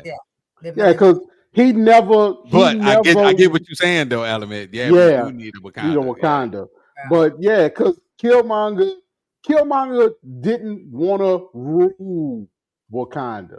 Right. He just wanted Wakanda to help every other black, because he got to see black people suffering. Right. If you think about it, he said it. I forgot what part. It was just a fact of the fact. He grew up in LA. He grew up in Compton or whatever. Right. So he definitely right. Yeah. And Wakanda had all this tech. They had shit. They could have put us on the map. Wakanda could have really put us on the map. Right. But they didn't. They put that dome up. Right. And it was like, just if you're not from Wakanda, because they was killing motherfuckers if they wasn't from Wakanda. Right. Yeah. Your ass was dead. Right. But right. I mean, and it was an insulated community, what I'm saying? So once he died, that opened T'Challa eyes, and he like, you know what? Because even his old lady was selling when she went out there. Yeah, that's why she left. You know what? She left. Yeah. It's like the person that never left New Orleans till Hurricane Katrina. Right. And then left New Orleans. It was like, oh my God, this is the rest of the world. Right. And there was so many people like that. Lord have mercy. I know. And it's a shame when you find there's a lot of motherfuckers. There's a lot of motherfuckers. Nigga like, man, I ain't never left the 7th Ward a day in my life. Yeah. You know what I'm saying? And they go to Winn-Dixie. They say, people be like, where you from? She's like, New Orleans. They're like, Louisiana? Nope, New Orleans. Oh yeah, I done had to a lot of people. Like, well, Brian's from Louisiana. I'm like, no, I'm from New Orleans. I ain't from Louisiana. It's all just like Texas believe they their own country. New Orleans, we our own shit, right? We don't belong to anything. So it's right, the same thing. Yeah, it's New Orleans and then everything else around us. Everything else. You know what I'm saying? I was weird because I was living in Shreveport. You know what I'm saying? Yeah, that ain't nothing but you was living in North Texas. That's just North Texas. Everybody in Shreveport root for the Cowboys. That ain't nothing but North Texas. That's funny. That's funny. So like, yeah, we need something similar to that, but something that's going to help all the people in the diaspora. You know what I'm saying? Sometimes they're not going to exclude ourselves from everybody else. And that's going to take a little time. And I'm hoping that all the bullshit that's coming down is showing people that more and more. And we can.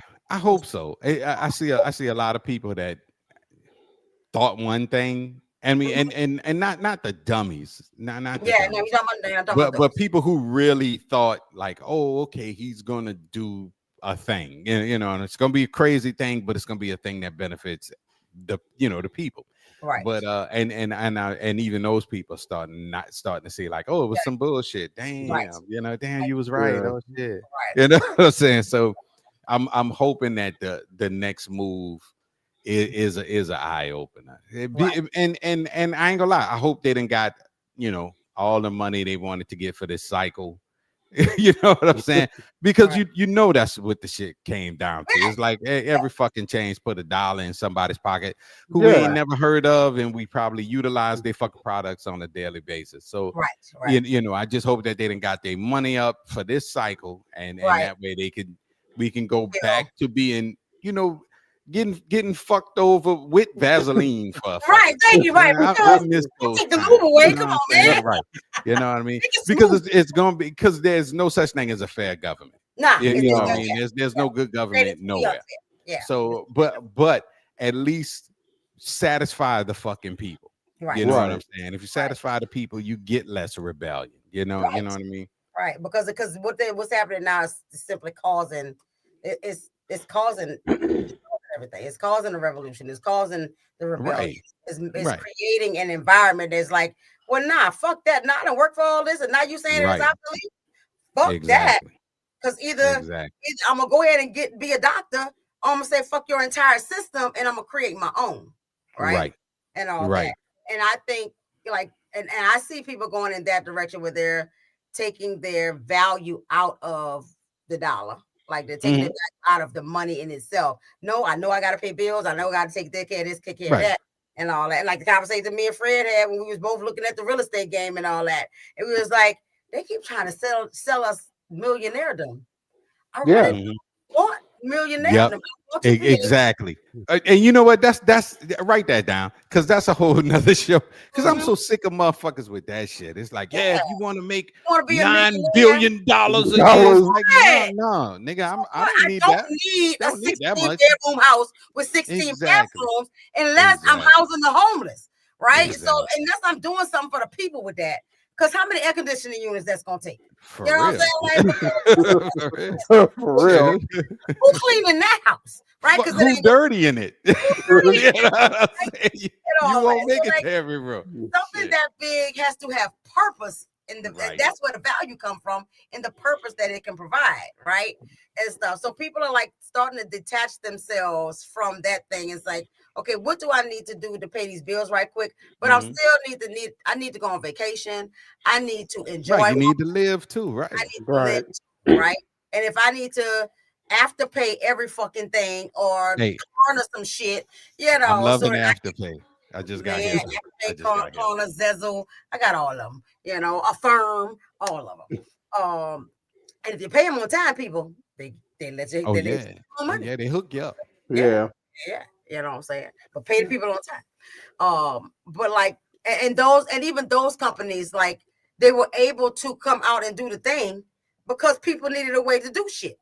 Right. Yeah. At the bottom of the totem pole where they paycheck to paycheck, all they doing is paying bills. They don't get to spend any money on anything else. We're gonna want to spend something on our desires. And if I don't have it, okay, then Klarna's like, you could pay for it in full. Right. Right. For a $2 fee. Bitch, right. Them fees is almost zero. Yeah, I mean, you know, for what it is, for the convenience, it's nothing. Yeah.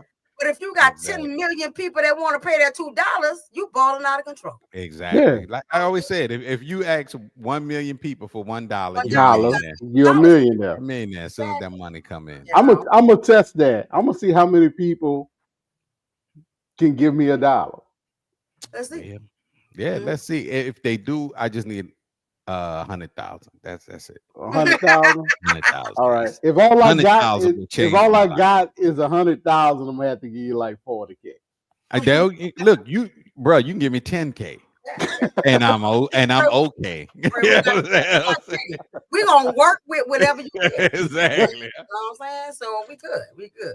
You know what I'm saying? This young lady brought the point home with the fact that we are all human. Elitism around college life is very real. So let's talk about W.E.B. Du Bois and the talented 10. It suggests that the top 10% of African Americans, those with the most education and talent, lead the rest of the community toward progress and equality. On one end, some in the top 10% carry a misconception that they are generally better than the rest because they are statistically superior. However, your proximity to Western standards does not mean that you're better than any other human being. Furthermore, some in the 90% assume that they are seen as inferior by everyone because of their understanding of Western standards and believe that their humility makes them better than another human being. Regardless where you stand, both the 10% and 90% can be in either category at any given moment. Therefore, we are all equal in human regard. So you being Greek makes you no better than the GDI because you have all letters. You're not better because you're a pageant queen or a campus ambassador or whatever you do or whatever you are. We are all human beings and deserve to be treated with the same respect. All right.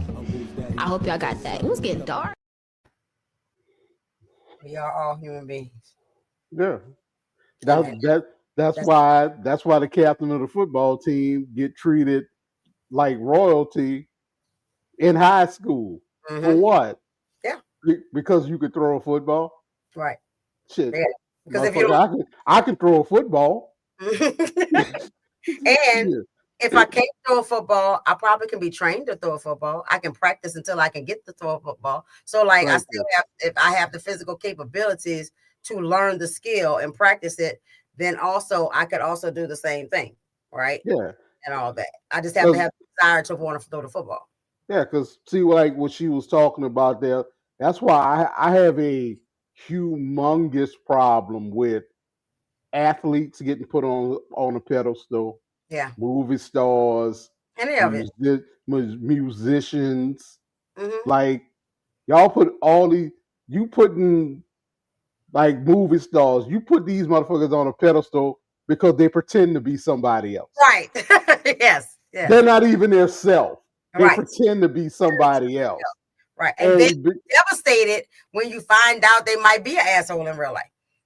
Oh, devastated ain't even a word. I done seen people that then just been like, oh my God, I can't believe what? Because that motherfucker making movies, you think he's God gift to the world?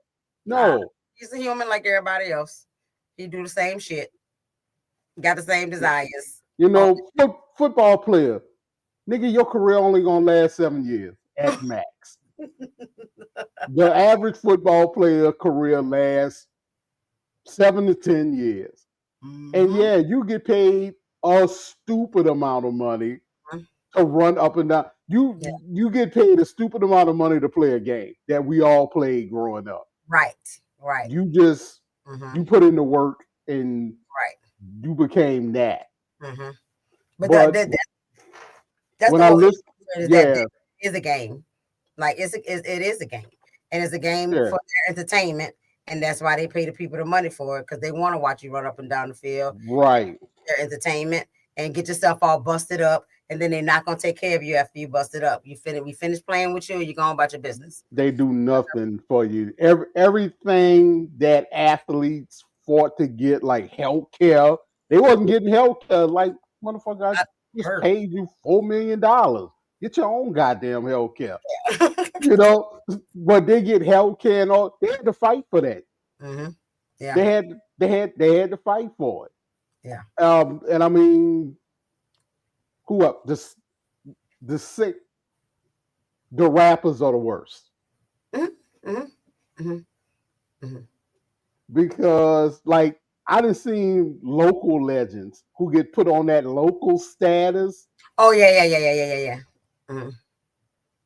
You know, nigga, we was just working at Winn-Dixie the other day. And now you're a local ball player, you all that. You know. But again, it comes from the same thing. It's that elitism. Is right. If I'm doing better, if I'm making a couple of extra dollars, if I got a degree, if I got anything else more than you, then I'm better than you. And we got to kill that notion. We got to kill it.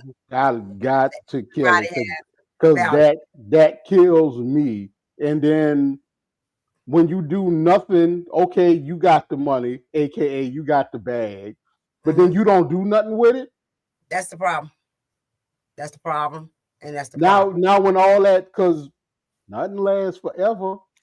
And if you out here spending Odell Beckham, you're just a consumer. I saw a podcast last week with Odell Beckham. This man said he used to spend $4 million a year. And I'm like, what the hell are you spending $4 million a year on? Right.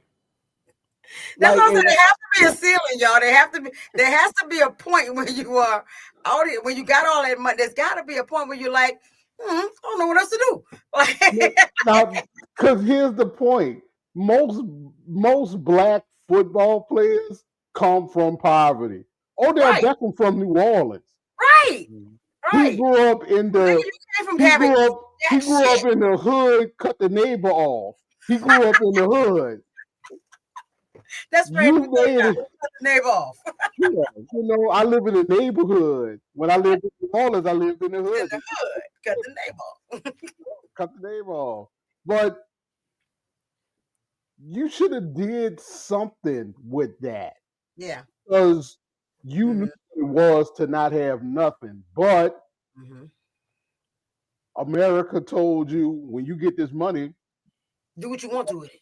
And do they tell you what you could do with it. They didn't tell you can invest in the insurance policy that was good. You was gonna be able to borrow from later and be your own bank. They ain't tell you that, right? So this information we just getting. You know what I'm saying? And we're in our 50s. Because they need you to put it on earlier. Yeah, they need you to pump their money back in the community, back into their ecosystem on dumb shit. Right. Yeah, but $4 million a year. I can't even think of $4 million. I can't even imagine. I cannot imagine. Bro, I think I'm capped out at about 50,000, and that'll be 1 year. That next year I might spend 2,000. That first 50, I got every fucking thing I need. Yeah. Yeah. And Element is right, and that's the caveat, because if everybody is rich, nobody rich. Right.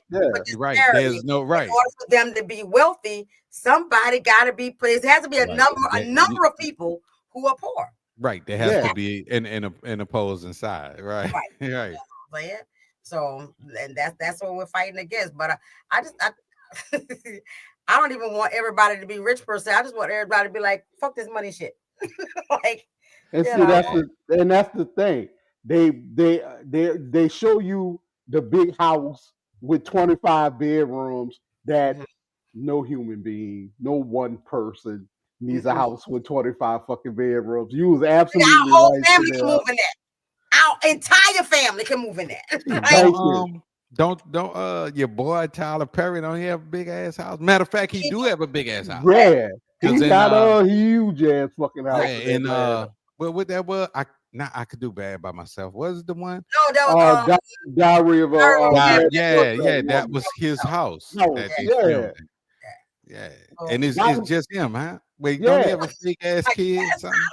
I don't know. Oh no. But still, and it's buying shit just to be buying it. You know what I'm saying? Right. Nigga, for that size house, you could have bought so many, complexes and got homeless people off the street or some shit. Like, there's 1,000 things you could have did with that. Right. But I mean, and just natural mentality of human beings, especially if you didn't have and have. Yeah, remember, you're gonna get all that shit. This is why I respect Master P. Because remember, because you got to remember, giving back to the community. Yeah, Tyler Perry was sleeping in his car. He was sleeping in his fucking car. Man, y'all better stop buying that bullshit. I'm just going by the story. I haven't proven that it's not true, so I'm not gonna say it's not true. I was a pip. I used to sing backup for Gladys Knight. And I believe you. That was me, goddamn. I remember, like, where Brian? I was the third singing Hall and Oates. Shit. Not Hall and Oates. Even in this car. It was Hall, Oates and Grits. No, I was the and. You use the and. Hall and Oates. I was and. Oh my God. Okay, not Hall and Oates. All right. Yep. But I'm gonna do our Black History moment and we're gonna get the fuck up out of here. For sure. You ever stop to think how everything dark is always bad? Dark times, dark magic, dark humor, the dark ages. But then light, that's good, right? That's holy, that's pure. Who decided that? Because that wasn't language, that was conditioning. And it's one of the oldest lies that empire ever told. Before colonization, darkness wasn't evil. It was divine. In African cosmologies, darkness was the beginning. In Kemet, ancient Egypt, Kemet literally meant black land, named for the fertile soil that gave life. In Yoruba belief, creation began in darkness, where the divine shaped the world from water and clay. In the Dogon tradition, the blackness of the universe wasn't absence, it was potential. Darkness was the womb, the resting place, the sacred unknown. It wasn't something to fear, it was something to honor. Then Europe needed an enemy, of course. Not just on the battlefield, but in imagination. So they rebranded darkness itself. Christian translators started pairing light with God, with goodness with salvation, and darkness with sin, evil, and the devil. Artists painted angels in gold and demons in shadows. Writers called the medieval era the Dark Ages, as if nothing of value existed outside of their version of light. It wasn't just about color, it was about control. Because if light meant holy and white meant light, then black and everyone who looked like it could be cast as the opposite. That's how racism got spiritualized before it was ever legalized. And the language stuck. I'm guilty. We still say blacklist, black male, dark forces, dark money. And we use light to mean truth and dark to mean deception, without realizing that we're repeating propaganda from the 1400s. That lie got baked into everything: art, religion, politics, skin. It's why colonial missionaries could call Africa the dark continent, not because it lacked light, but because they couldn't see its humanity. Words aren't harmless. They build worlds. So when people say dark like it's bad, they're not describing reality. They're revealing what they were taught to fear. Because darkness isn't evil. It's the soil that births life. It's the night that heals what the day burned. It's the color of the cosmos before creation took form. Darkness is where everything begins, and everything returns. So maybe the question isn't why is dark bad? Maybe it's who benefits when it is. They taught us to fear the dark, when the truth is, we came from it. All right. I like her stuff. I man. know. Yeah. I really do. I really enjoy her stuff, man. You know. She just don't blink enough for me. She don't be blinking, man. But you know, I think at on some of her stuff she used an AI clone on some of her stuff. Because I know some of her stuff I don't moves different or whatever. me no like that AI, man. You know what I'm saying? They had some AI commercial coming talking about if you over 50, I'm like, hey, I am. You know what I'm saying? You need to invest. I was like, get the fuck out of here. You're AI. I'm not listening to a fucking bot tell me where to put my fucking money. Tell me what to do. You know. So yeah, this was good. Of course, we're gonna have more conversations because we always having good conversation. And element. We are going to connect with you, brother. Please do not disappear on us. Shit. Yeah, don't disappear on it because we enjoyed your engagement and we think you should be on here and I'm gonna find you up in here. I'm gonna send you an email or go to choosingempowerment.com and send me a message in there or something and all that so I can get you on here. And I'm a Element. If you do that, you can pick the next show topic. What you think? What y'all think? Element, what kind of stuff? What? Let's roll the dice, man. Matter of fact, we gonna put it on Element. This is what we talking about next week. Whatever Element holler at us with. We got to do the week after that because I gotta go to New Orleans. Okay. So week after that, next week. So next week we're not gonna be here, but we're gonna be right back, which kind of works out too because I got a bunch of shit to do. I just moved, y'all. You just moved because you bought your house. Yes. Right. Yes. Yeah. Hold on. I got a button for that. You know what I'm saying? So, you know what I mean? So, yeah. So, Element, holla at us. Yeah. God damn it. This is the People's Podcast. You know, it's the People's Podcast. Yeah, 100% the People's Podcast. It's like we're sitting in your living room. Damn right. Yeah. You know what I'm saying? Having libations and also Element. And that's a drink. So I don't want y'all to get that shit confused because it do sound right. Yeah, that's drink. And Element, make sure that you like us on YouTube and Facebook. I saw you on both of them. Like us and subscribe. Follow us on Facebook. All right, I'm gonna say he with it. All right. Work on that topic, man. Yeah, and you let us know early enough so we can prepare. Right. We do have. Oh, we can go off the fly too. But I ain't gonna lie. We prepare and then we still go off the fly. We still go off the fly. We like to have a baseline. You know what I'm saying? I like to pull out some facts. Yeah. And all that. But we enjoyed you. I appreciate you. And we appreciate Nay, because my baby Nay be, supporting. Yeah, my boo-boo. And for everybody that did pass through, whether you came and stayed or you left or whatever the case may be, we hope you come back You know, stick around next time, see how it warm up and all that kind of stuff. Because, you know, we're not here to change your mind. We just want to make it think, baby. That's all. That is all. Yeah, definitely show up so we can see what element we'll talk about. Absolutely. Next week.